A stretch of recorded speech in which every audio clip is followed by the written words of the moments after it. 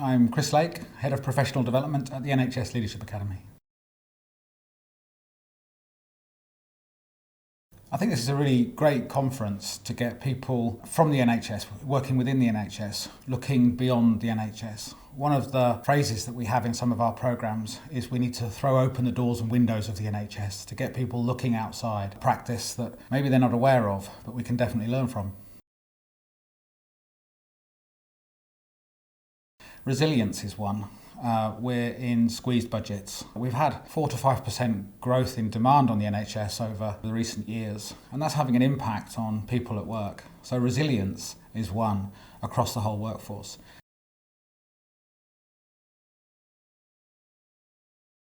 And there probably were events, but really there were some people. The first manager that I ever worked for in a proper job was a store manager in WH Smith many years ago. And he was of the people and for the people and with the people. He was a hard taskmaster, but he was also brilliantly praising, rewarding, recognising of all of the people around him.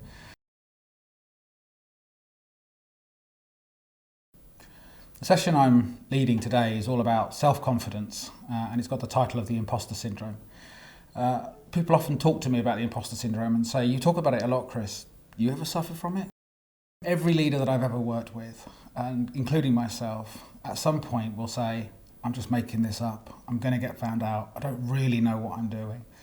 That's just the human condition. It's what we're like. And of course, I suffer it too from time to time.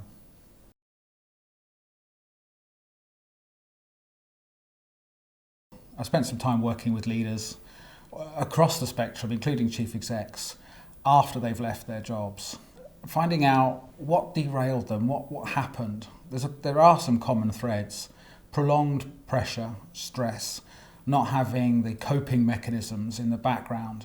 Most derailers that I've explored with people, they're really a strength overdone, and they're overdone at a time of prolonged stress.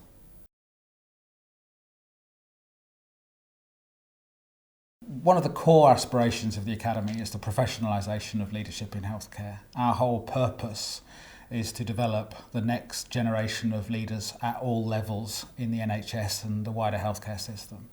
But it's not all down to us. That's a leadership role for everybody. My role as a leader, your role as a leader, everybody's role as a leader is partly to lead for today and partly to invest in the people for tomorrow.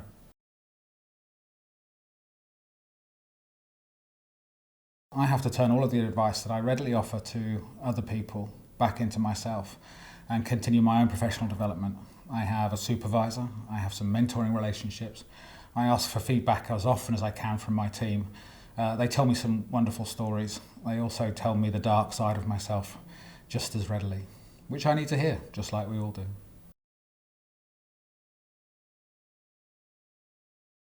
I think I'd say do it with some humility.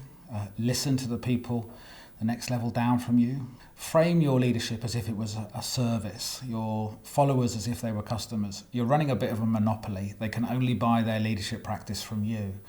They haven't got another shop of leadership to go to.